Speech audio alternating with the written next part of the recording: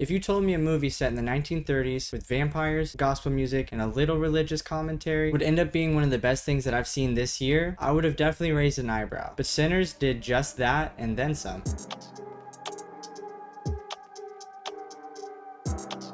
What's up everybody, my name is Keelan, this is Kill the Credits, and today I'm going to give you guys my non-spoiler free review of Sinners, a brand new horror film directed by Ryan Coogler. But before we dive in, if you're into all things horror, new releases, classics, and everything in between, go ahead and hit that subscribe button so you can join in on the conversation. And with that out of the way, let's go ahead and get into my review for Sinners. So let me say, I've been really excited about this movie since the moment it was announced. Ryan Coogler joining up with Michael B. Jordan again for a horror movie, yeah, you definitely had my curiosity and attention. The trailer looked promising, the visuals and the promos looked sharp, and I was ready to see if the film actually lived up to the hype. And I'm happy to report to you all, it absolutely does. In my opinion, Sinners is the type of movie that we need more of. It's original, bold, and unapologetically creative. Don't get me wrong, I love a good horror sequel, a requel, a reboot. Like, I'm a huge fan of horror, so I'll take whatever I can get of any of those old classics that I love. But there's something refreshing about walking to a theater and not knowing anything about the film or not really knowing what to expect. No nostalgia bait, no recycled beats, just new characters with a strong story and a director with a clear vision. The story itself is really layered and they do a great job building an emotional core around this group of characters that we follow throughout the film. Each character has a backstory that actually matters, which of course makes them feel more human and more worthy of rooting for. And the film being a period piece set in the 1930s gives it a unique flavor, from the visuals